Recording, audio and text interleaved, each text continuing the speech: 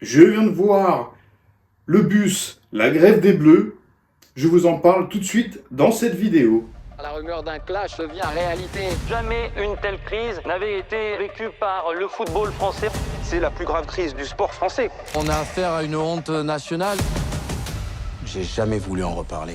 Salut les amis, j'espère que vous allez bien. Aujourd'hui, petite analyse du nouveau film docu Netflix, Le bus, la grève des Bleus. Pour commencer, n'hésitez pas à vous abonner à ma chaîne et à activer la petite cloche. Je viens de voir ce petit documentaire, mais putain, qu'est-ce que c'était hilarant. C'est un truc de fou, tout le monde se renvoie la balle, voilà. On en sait un peu plus sur la vérité, voilà. Mais qui sera la taupe, ça, on ne saura jamais, je crois. Alors, la thèse centrale du documentaire, c'est le fiasco des Bleus, en fait, en 2010. Voilà. Et en fait, c'était pas seulement une grève, mais c'était plutôt une histoire d'ego, un résultat d'une accumulation de tensions, je dirais. Voilà. Une mauvaise communication, un management catastrophique, c'était vraiment un fiasco, cette histoire. Donc le documentaire a été, je trouve qu'il a été un peu favorable aux joueurs. Voilà. Patrice Evra est beaucoup mis en avant. Alors, est-ce un menteur? Je ne sais pas. Voilà. Raymond Domenech, c'est le dindon de la farce, voilà. Franchement, il a fait des mauvais choix, voilà. Aujourd'hui, il a l'air d'assumer, mais pourquoi t'as pas assumé sur le moment? Voilà. Aujourd'hui, j'ai vu dans la presse qu'il a dit que Anelka n'avait jamais dit ces mots-là, alors que pendant le fiasco, non, il a défendu le journal L'Équipe. Les mots, quoi. Il a dit qu'il avait dit les mots. Mais pourquoi tu l'as pas dit avant, en fait? Si aujourd'hui t'en parles, c'est bizarre. Alors, le doc inclut beaucoup d'archives, et il inclut également le journal intime de Domenech, voilà. Alors, le mec est très cru hein, dans les mots, voilà, vous pouvez le voir, comme vous l'avez vu dans le reportage. Franchement, le gars, il était sans pitié, vraiment, il était vraiment cru. Alors, la scène qui me fait marrer, c'est quand Domenech, il va lire la lettre au journaliste. En fait, de base, c'est pas lui qui va la lire, c'est, je sais plus qui, le manager, je sais plus qui. Il lui prend la lettre, apparemment, il lui dit, moi, je vais lire la lettre, parce que personne ne veut lire la lettre, et il va lire la lettre. Franchement, les mecs, c'était quand même un scandale, cette grève. C'était un truc de fou. Il y a personne qui arrivait à s'entendre. C'est ce que je comprends dans le reportage.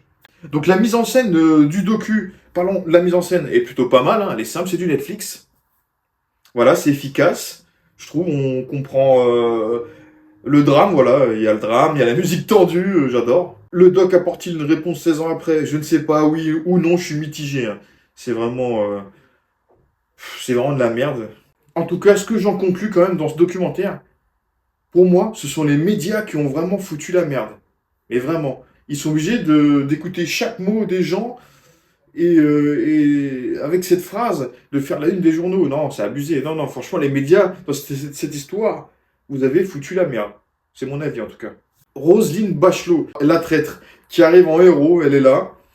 Elle arrive à faire rejouer les joueurs, voilà, elle leur dit, bon les gars, vous allez jouer le dernier match, il faut tout donner pour le dernier match. Ils vont dire, ok, elle va rentrer en France, et à l'Assemblée Générale, je crois, elle va aller descendre. Elle va dire que c'est des racailles, pourris gâtés, enfin, voilà, elle les a complètement trahis. C'est un truc, cette histoire, c'est une dinguerie, c'est monté au sommet de l'État, quoi. Donc le documentaire est plutôt bien rythmé, en tout cas, c'est ce que j'ai trouvé. Voilà, ça c'est passionnant car l'histoire, j'en avais rien à foutre personnellement, mais ça m'a captivé en fait. Voilà, l'ambiance du reportage m'a captivé. Alors le pauvre William Gallas, alors lui il a pris cher, on a appris qu'il a pris cher, mais finalement il avait rien à voir dans l'histoire. C'était le plus ancien, il voulait être le capitaine. On lui a pas, Domenech ne lui a pas donné, ne l'a pas fait capitaine. Après ce fiasco, il a perdu tous ses contrats et c'est vraiment dommage pour lui. Lui, il a pris cher dans cette histoire. Ça commence à diviser. Il y a Ribéry qui a déjà fait un tweet. Voilà, il a déjà un peu critiqué Domenech, il me semble. Ça va relancer un petit peu la polémique. Hein, ça va faire un peu parler des anciens Bleus. Alors, ce documentaire mérite-t-il d'être vu? Franchement, si vous en avez rien à foutre, bah, ne regardez pas. Maintenant, si vous aimez bien le foot, si vous avez envie d'avoir quelques réponses à vos questions en 2010, enfin vos questions par rapport à 2010, je veux dire, bah franchement, allez-y, regardez ce petit documentaire, ça passe vraiment très vite, j'ai pas vu le temps passer.